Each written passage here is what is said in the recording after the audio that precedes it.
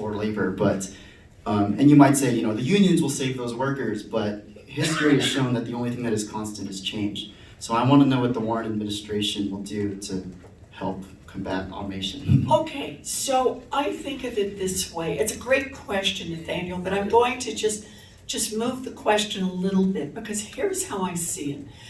I think the problem is less about automation and more about who gets the benefits and who bears the burdens of every change that occurs.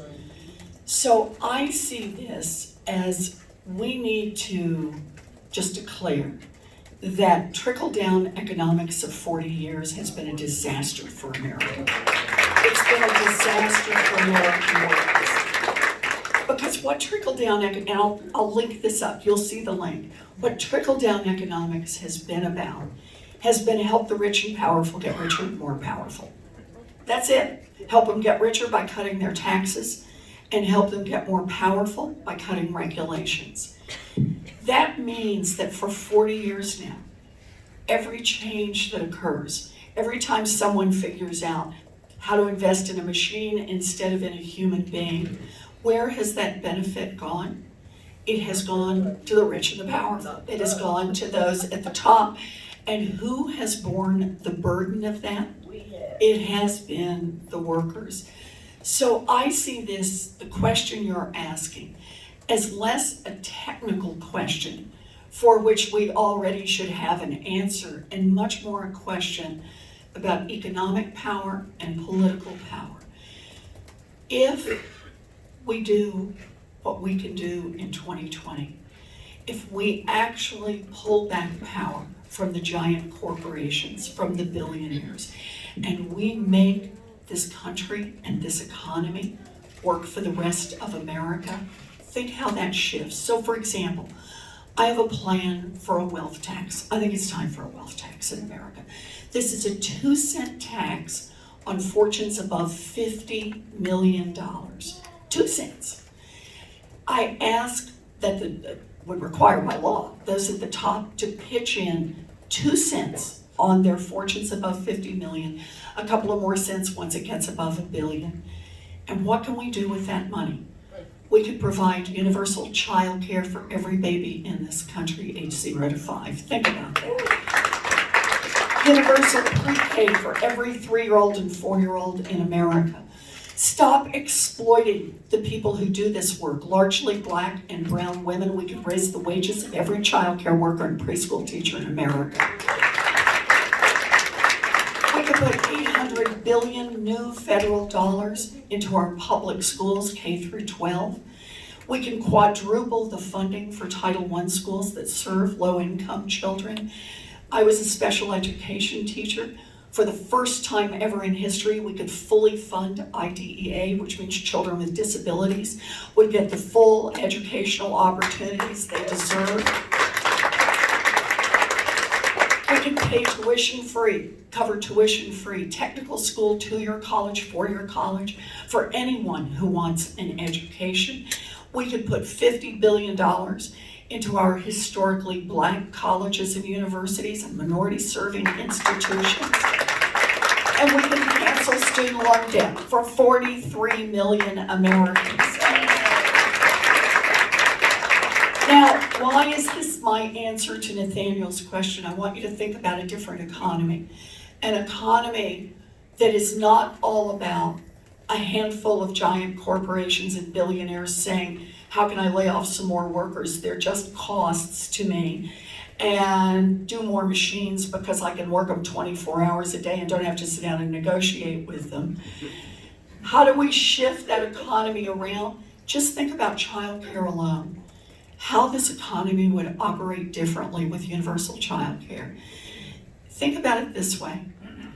Every baby would have an early childhood experience that was first-rate, top quality.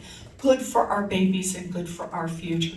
Good for future education. But every mama would be able to finish her education. Every mama, every daddy would be able to take on full-time work and know that their children were well taken care of. They wouldn't be caught in this you can't afford to put your children in daycare because the cost is higher than how much you're bringing home. You can solve that problem, but here's the other, and raising the wages of every child care worker and preschool teacher puts money down in the local communities. It puts money in the pockets of people who spend it in the economy. Because here's the difference now. When we free up that child care burden from young parents, when we say you can go get jobs and know that your take-home pay is all gonna be your take-home pay, that's how you start to build an economy from the grassroots up. That's how we support small businesses. That's more money to spend, whether it's on pizzas or on buying cars or saving up money for a home, but it's the way we grow an economy from the ground up. It is also about political power and saying that we are not going to have an economy that just works better and better for a thinner and thinner slice at the top. We're going to build an economy that works for everyone. So I don't know the long-term answer on exactly where we'll end up because of automation, but I guarantee you this, I want to approach that future where workers have real power and where that economy is growing grassroots up instead of... Thank you. I think we are one more question, and then everybody who wants to take a picture with the senator.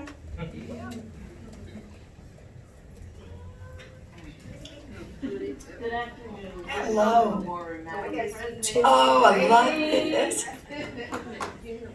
No, my name is. Yes, you need to make sure Like for recording. Yeah, for the reporting, you have to. There we go. Hi. Hi, my name is Kismet Evans, and I have been in and out of nursing and home care for the last 41 years.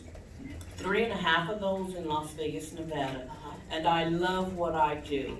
And I have a question for you. Sure. The people who are providing these essential care service to parents, grandparents, and loved ones with disability to live with dignity and independence at home are 90% women, and more than half of those women are women of color. And 3 in 10 are immigrants. Low wages, lack of benefits, and inadequate training are contributing to a significant shortage of home care workers, with turnovers rating as high as 60%, at a time when there is an increasing demand for skilled home care workers to care for a rapidly aging America. As president, what will you do to ensure that the 1 million new jobs that are needed in the next decade to respond to the rising demand of home care services are good union jobs? Yes. With family sustaining wages and benefits for all. Good. So it's a wonderful question. And in part, it links to Nathan's question. Because for me, what this is about is, I was talking about the 2-cent wealth tax and what childcare, universal childcare would mean. Universal health care has that same kind of impact.